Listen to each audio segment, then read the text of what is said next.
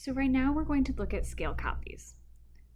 Our definition of a scale copy is that it's a copy of a picture that has been either enlarged, so that means made bigger, or reduced, made smaller, but nothing else changes. And when we say nothing else changes, we're saying that this shape isn't being distorted in any way. It's not being stretched, it's not being squished, it's just being made bigger or smaller. So, when we are talking about scale copies, we need to look at the dimensions of a shape.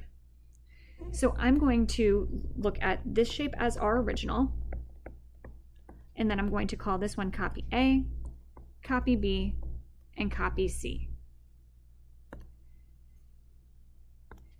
So the first thing that I'm going to do in order to figure out if copies A, B, and C are scale copies is I need to look at their measurements. So I'm going to go ahead and label the measurements of every single side of all of these shapes.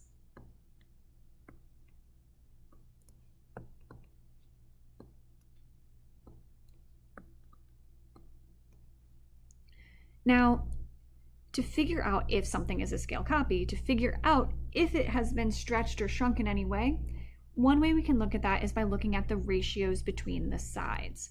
So in this shape, there's this really nice feature that to go from the middle crossbar to the upper crossbar, it's multiplying times 2, and to go from the upper bar to the vertical bar, it is also times 2. So this shape gives us a really nice ratio between the sides to work with.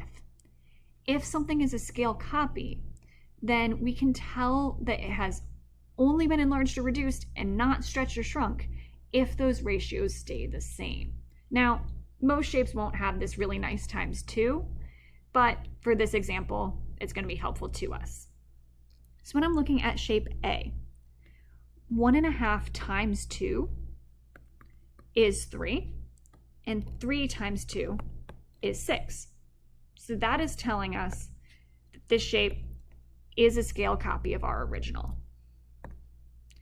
Looking at shape B, I can see that that same exact pattern holds. Times 2 and times 2, so again, also a scale copy. Now, when I look at these two pictures, I can see that they have been made bigger, and it doesn't look like they've been stretched in any sort of way.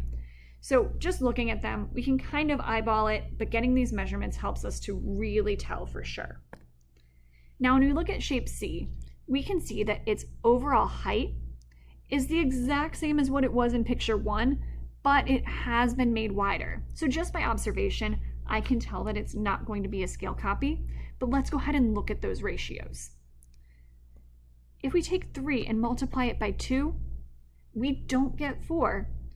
3 times 2 is 6, so that ratio between those sides has not been maintained. Same thing, to go from 4 to 4 isn't multiplying by 2, it's multiplying by 1. So that tells me that it has been made much wider without being made as tall in the same proportion. Let's look at an example on Khan Academy. So when I'm looking at these, we can see that these shapes don't have numbers and we don't have a grid line to see the exact size of them. But what we can look at is just, does the size change or does the shape change? So here, when we drag this, we can see that shape A, its overall shape is changing. It's not staying as the same general rectangle.